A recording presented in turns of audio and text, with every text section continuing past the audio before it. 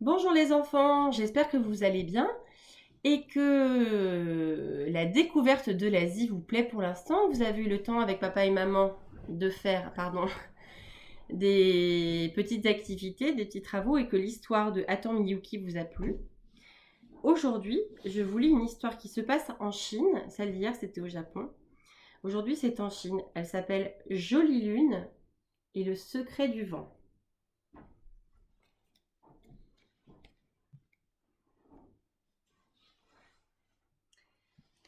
Alors, Jolie Lune habitait une maison près de la rizière, dans un petit village de Chine.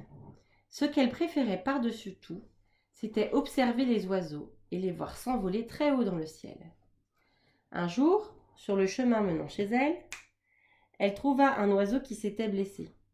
Je vais le soigner, se dit-elle. Il guérira et il m'apprendra tous ses secrets.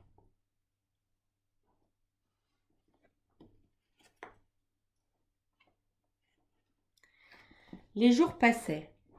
Dès que le soleil s'était levé, Jolie Lune travaillait près de la rizière et repiquait le riz avec ses parents et les autres paysans. Dès que le soleil se couchait, elle s'occupait de son oiseau. Elle lui donnait les restes des repas de la famille, des pousses de bambou, des épluchures de légumes et de fruits.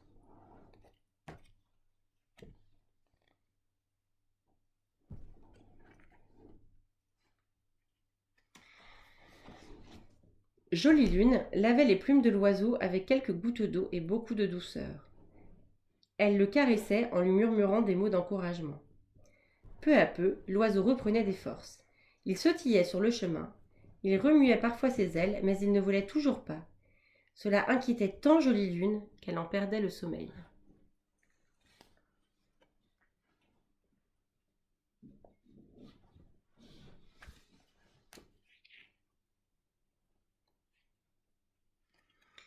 Une nuit, elle quitta son lit et s'approcha de la fenêtre.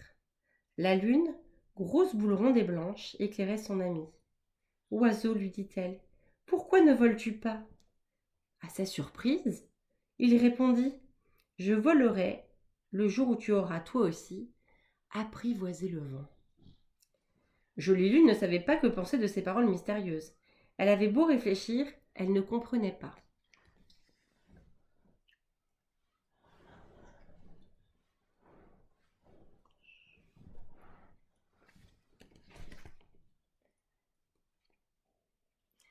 Alors, elle décida d'aller voir son grand-père. C'était l'homme le plus âgé et le plus sage de tout le village. Il donnait souvent d'excellents conseils que chacun s'efforçait de suivre. Elle le trouva, assis tranquillement devant sa maison. Il regardait brouter un buffle en lissant sa longue barbe blanche. Il écouta le récit de sa petite fille avec attention, eut un petit sourire et rentra chez lui.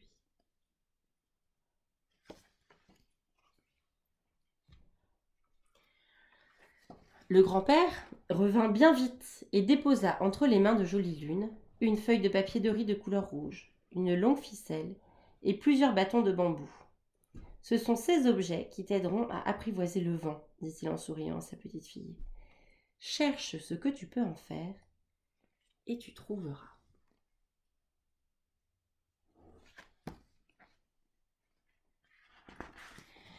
Jolie Lune s'en retourna et se mit aussitôt à plier, à couper, à enrouler, à nouer. Elle essaya tant et tant de possibilités. Parfois elle était découragée, mais elle avait tellement confiance en son grand-père qu'elle recommençait toujours. Elle finit par fabriquer une jonque, une de ces barques de pêcheurs que l'on voit flotter sur les rivières chinoises.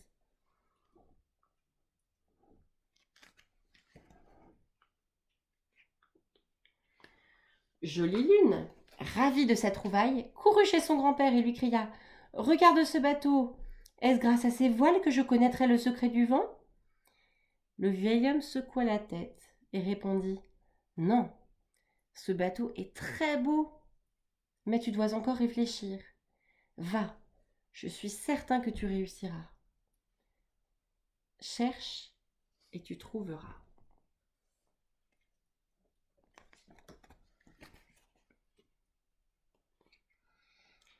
De nouveau, Jolie Lune s'installa devant sa fenêtre.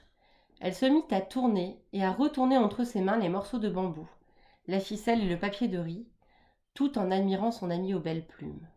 Soudain, elle eut une idée. Ses doigts s'agitèrent très vite et très habilement, et elle s'écria « Voilà, je crois que j'ai enfin trouvé !»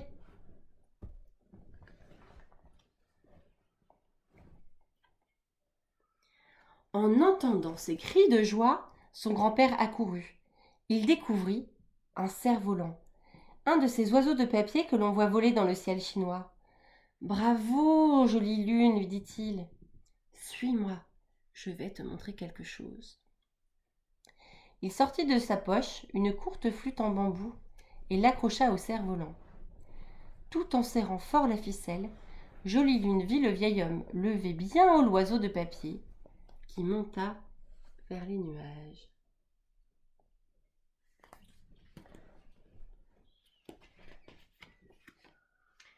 À l'instant même où le cerf-volant s'élevait, le vent fit chanter la flûte et une douce musique s'échappa de l'instrument.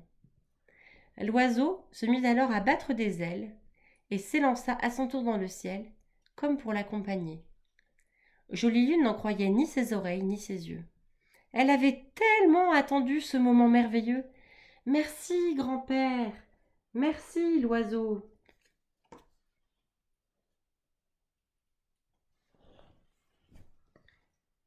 Depuis ce jour, près de la rizière, on peut très souvent apercevoir une petite fille et un oiseau qui jouent avec un cerf-volant et le vent qu'ils ont apprivoisé. Et voilà, j'espère que ça vous a plu.